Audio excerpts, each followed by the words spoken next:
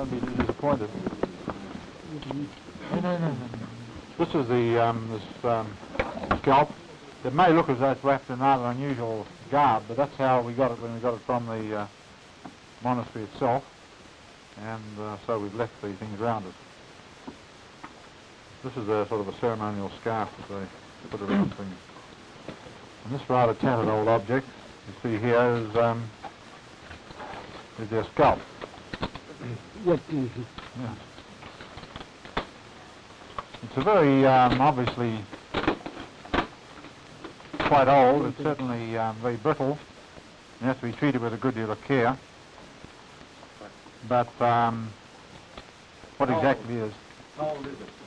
Well, the local people claim it's 240 years old. Which people is that? The people who possess it, the Sherpas. Claim it's 240 years old. It's submitted to a carbon test? We haven't submitted any test yet. It's just going to start that tomorrow. What kind of a creature do you think it came from? I don't know. I think if we did know, we probably wouldn't have brought it back, I suppose. But I don't think we really have any accurate idea. We've got a few ideas of possibilities, but if it's authentic, in other words, if it is really, that is a complete scalp, as is, it's obviously rather unusual for the creature. You can see by the shape of it. And we want a careful investigation of it to try and identify whether or not it is really a complete scalp as a single unit, or whether it's been fabricated out of some other skins many years ago. In fact, an answer for it, really, if we can. Has any analysis been made yet? No, nothing at all. The work has been done actually on the hairs of this thing. There's another scalp at a place called Pangbochi, very similar to this, in somewhat worse repair. And these hairs have been examined by, one person, a Japanese professor of zoology, who met us at the airport in Tokyo on the way through, and he showed us his report. And he said that it could not be discounted, the possibility that it might be some type of anthropoid hairs and so on.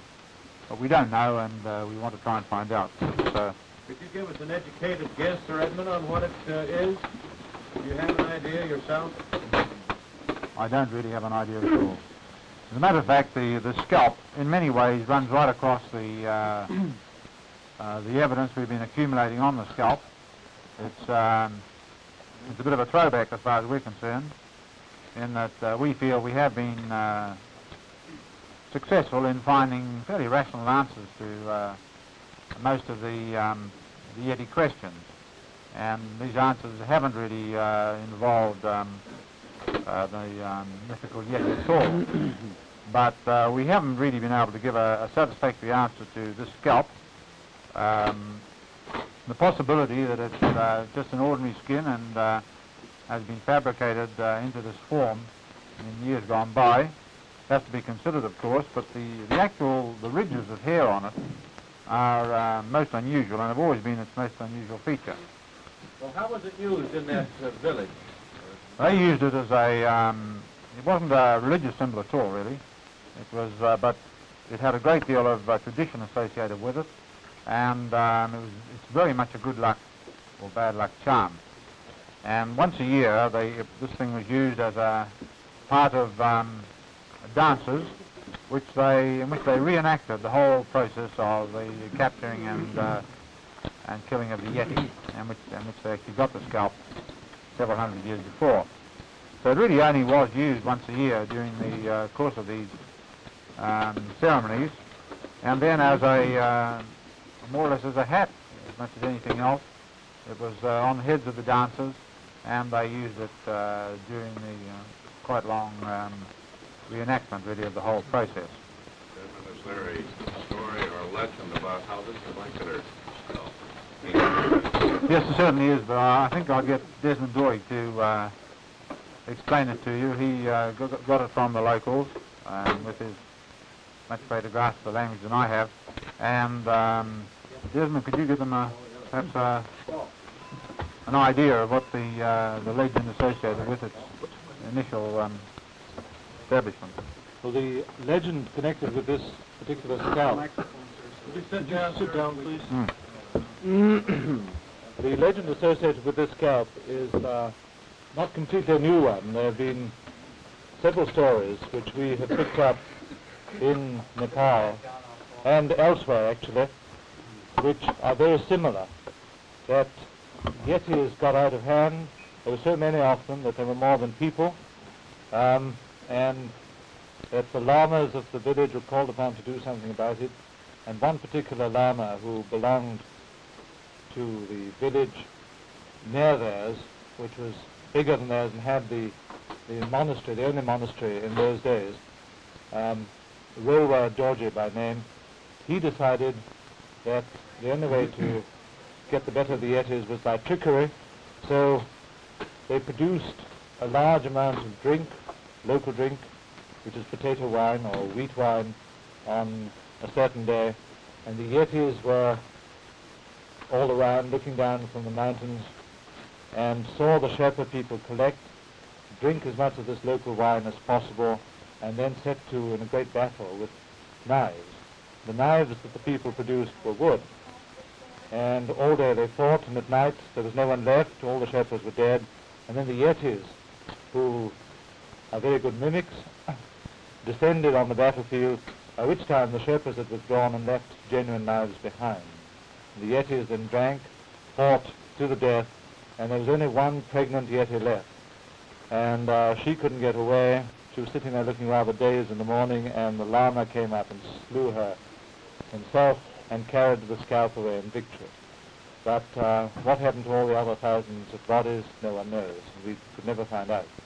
But that is supposed to be the story connected with this particular spot.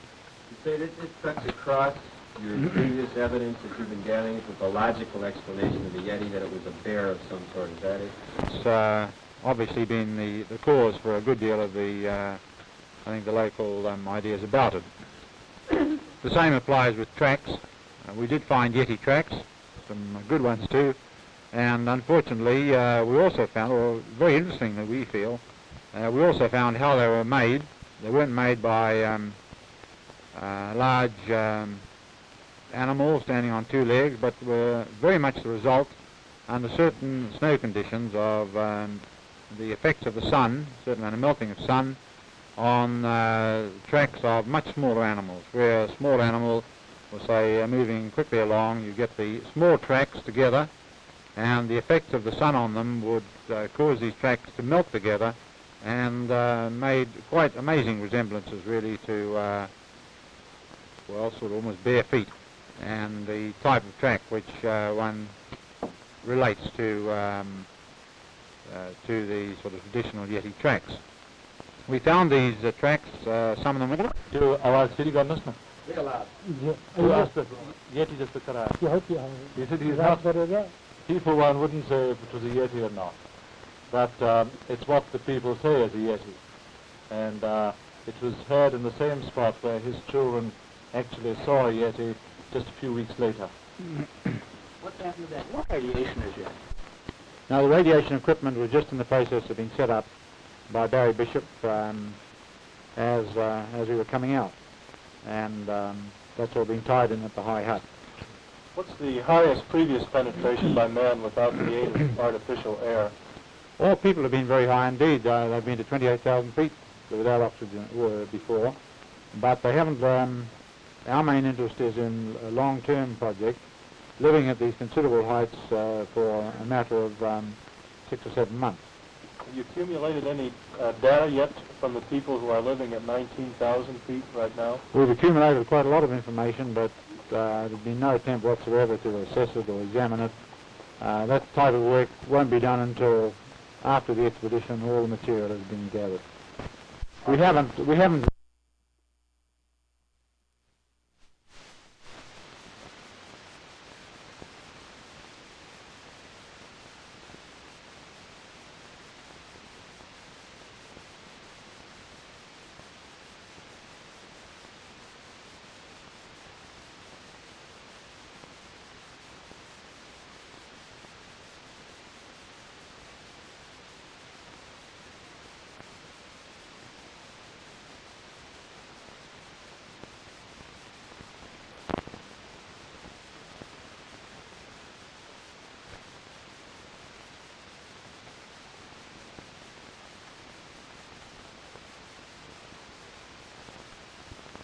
I never did, of course, start with any preconceived ideas about the Yeti. I've always been somewhat skeptical, and I think much of our work has confirmed this belief. However, this Yeti Scalp we have here, for which we can't give an explanation, I think does indicate that possibly a Yeti may have existed, perhaps in the past. We don't know, and that's what we're trying to find out. Now, I'd like to ask Marlon Perkins the same question there, sir. How do you feel after your expedition? How do you feel now about this? Do you think it's just a nice little story? I think the thing that Sir Edmund has just said is the feeling of most of the people who were on the expedition, including myself, that we entered this whole field with as open a mind as we possibly could have. We weren't trying to prove anything, whether that he existed or that he did not exist. We were trying to find the evidence, to assess this, and to come up with whatever answer would result from that. So you think we'll have to wait just a little bit longer to have one over at Lincoln Park Zoo? I think we might have to wait a little bit longer before we have a living Yeti there. Thank you, John.